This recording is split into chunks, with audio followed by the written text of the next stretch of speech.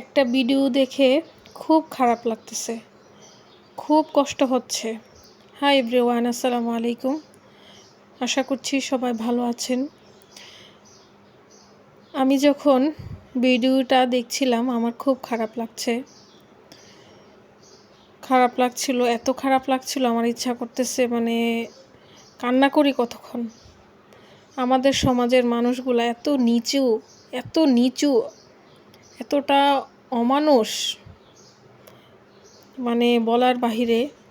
একটা লোক যেরকম গ্রামে অনেক সময় নিচে বসিয়ে খাওয়ায় না, ওই নিচে বসিয়ে খাওয়াচ্ছে।